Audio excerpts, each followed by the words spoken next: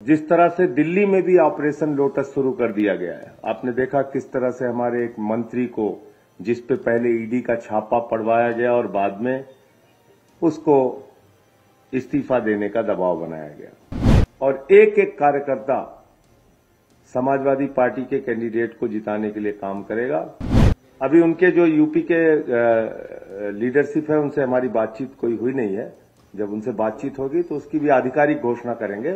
मैं पहले तो बहुत आभार व्यक्त करता हूं समाजवादी पार्टी के राष्ट्रीय अध्यक्ष माननीय अखिलेश यादव जी का, कि ऐसे संकट की घड़ी में जब हमारी पार्टी के मुखिया को जेल में डाल दिया गया है, दिल्ली के 2 करोड़ लोगों के द्वारा निर्वाचित 3 बार प्रचंड बहुमत से निर्वाचित मुख्यमंत्री को जेल में डाल दिया गया है।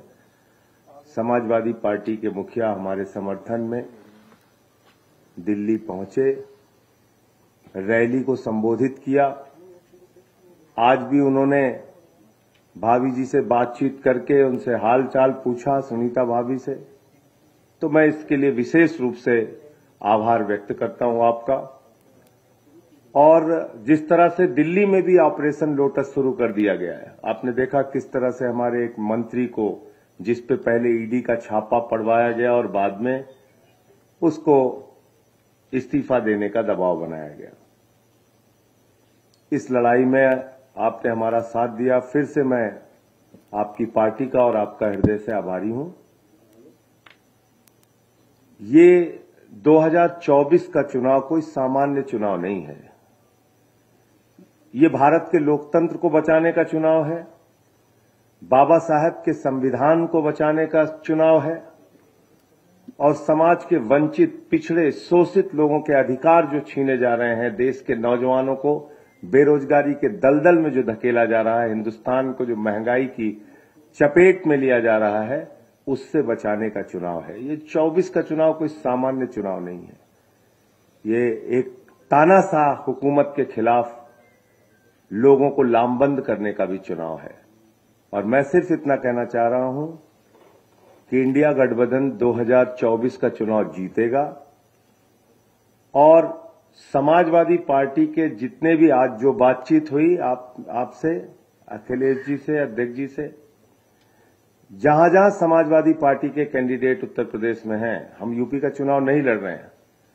हमारा एक एक कार्यकर्ता, जहां हमारे निर्वाचित प्रतिनिधि हैं, सभासद हैं, चेयरमैन हैं, वो सारे लोग, और एक एक कार्यकर्ता समाजवादी पार्टी के कैंडिडेट को जिताने के लिए काम करेगा, क्योंकि ये बड़ी लड़ाई है, लोकतंत्र को बचाने की लड़ाई है, तानाशाही को खत्म करने की लड़ाई है। और मैं तो बार बार कहता हूं कि कोई भी राजनेता अगर वो चुनाव जीत रहा होता है तो ऐसे हथकंडे नहीं अपनाता जैसे प्रधानमंत्री जी कर रहे हैं। अगर आप अपने विपक्षियों पे मुकदमे लगा रहे हैं, उनको फर्जी मुकदमे लगा के जेल में डाल रहे हैं, तो इसका मतलब आपके अंदर कॉन्फिडेंस नहीं है। चुनाव के समय में आप ऐसी कार्रवाई कर रहे हैं।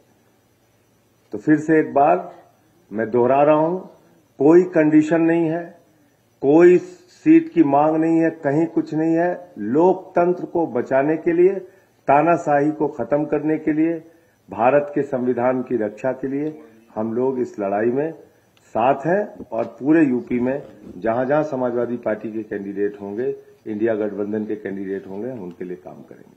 अभी उनके जो यूपी के लीडरशिप है, उनसे हमारी बातचीत कोई हुई नहीं है। जब उनसे बातचीत होगी तो उसकी भी आधिकारिक घोषणा करेंगे।